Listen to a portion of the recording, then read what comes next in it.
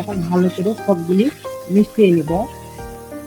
আমার প্রিয় ভাইয়া আপুদের কাছে একটা রিকোয়েস্ট, আমার ভিডিওটিতে একটা লাইক দিয়ে কন্টিনিউ করবেন, একটা কমেন্টস করে যাবেন।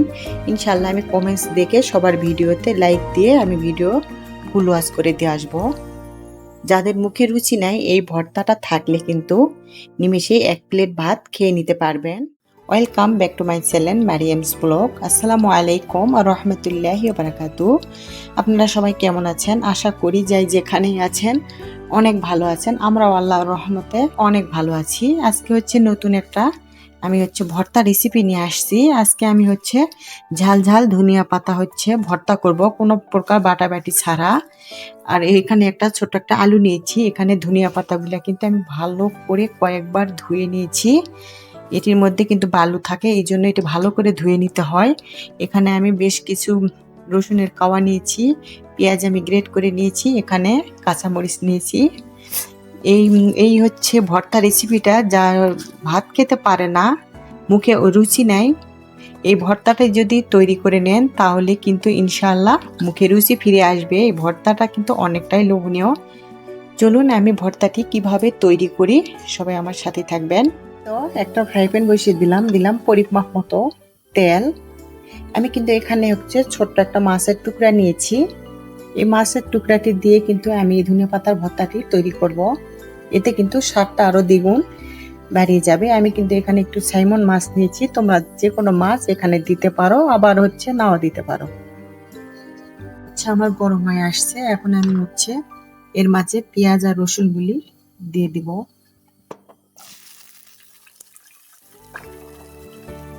অনেক সময় কিন্তু আমাদের জ্বর আসে, শরীরে খেতে ইচ্ছা করে না, আবার মুখে রুচি থাকে না, তখন কিন্তু এই ভর্তাটা তৈরি করে নিবেন, দেখবেন ইনশাল্লাহ রুচি ফিরে আসবে। এতটাই লোভনীয় এই ভর্তাটি। এই তো দেখেন আমার রসুন আর পেঁয়াজটা আদা ভাজা হয়ে গেছে।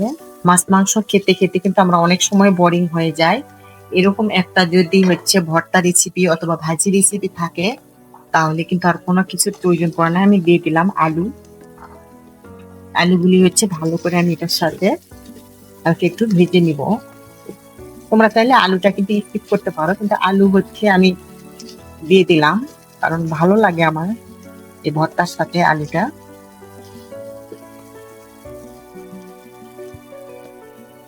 দেখেন আলু পেঁয়াজ আর রসুন গুলা কিন্তু আমি ভালো করে একটু ভেজে নিচ্ছি।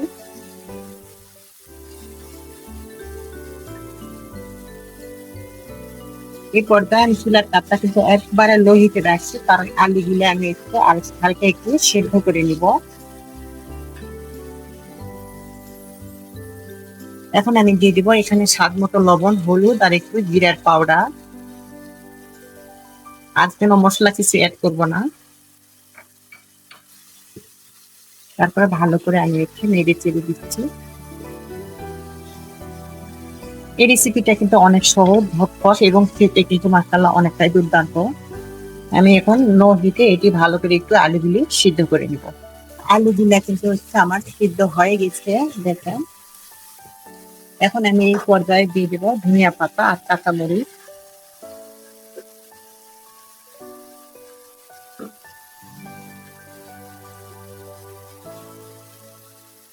এখন ভালো করে সবগুলি মিশিয়ে নেব।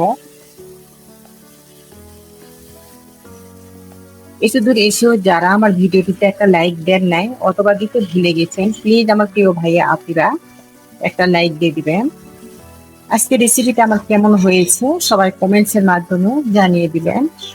কোনো এক অংশ যদি ভালো লেগে থাকে তাহলে বন্ধুদের সঙ্গে শেয়ার করে দিবেন। আমি এখন লো হিটে এটি কিছুক্ষণ জাল দিয়ে নেব।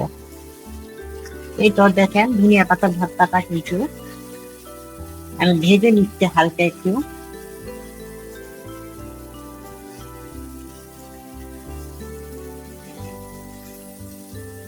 আমার এরকম সহজ সহজ রেসিপি পেতে আমার চ্যানেলটি সাবস্ক্রাইব করে সবাই আমার পাশে থাকবেন। আর যারা এই কাজগুলি করেছেন সবাইকে আমার অন্তরস্থল থেকে অনেক দোয়া ও ভালোবাসা। আমার প্রিয় আপুরা কিন্তু অনেক সুন্দর সুন্দর কমেন্টস করে, মাশাআল্লাহ। আমার প্রিয় আপুদের জন্য অনেক অনেক দোয়া ও ভালোবাসা রইল। এরকম সবসময় আমাকে সাপোর্ট করবেন, একটা করে কমেন্টস রেখে যাবেন। ইনশাল্লাহ আমি কমেন্টস দেখে সবার ভিডিও ইনশাল্লাহ দেখে দিয়ে আসবো, ফুল ওয়াচ করে দিয়ে আসবো। আর যার ভিডিও দেখি না কেন সবাই কিন্তু একটা করে হচ্ছে লাইক দিব। প্রিয় আপুরা সবাই সবার ভিডিওতে একটা করে লাইক দিবেন। আমি কিন্তু মাছগুলি হচ্ছে হালকা একটু ভেজে রাখছিলাম, মাছগুলি এখন দিয়ে দিলাম, দিয়ে আমি ভালো করে আর একটু ভেজে নেব।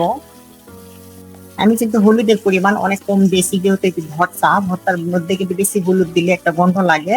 আর ধনিয়ার পাতা কিন্তু হলুদ দিলে কালারটা নষ্ট হয়ে যায়, কালো হয়ে যায় কালারটা। এই জন্য আমি অল্প একটু দিয়েছি। এই ধনিয়ার পাতা ভর্তা বা ভাজি যেটাই বলো, এটি কিন্তু থাকলে আর কোনো কিছুর প্রয়োজন হবে না। আজকের ভিডিওটি আমার এই পর্যন্ত। আপনারা সবাই ভালো থাকবেন, সুস্থ থাকবেন, এই দোয়া করি। আমাদের জন্য দোয়া করবেন। আসসালামু আলাইকুম রহমতুল্লাহি ওয়া বারাকাতুহু।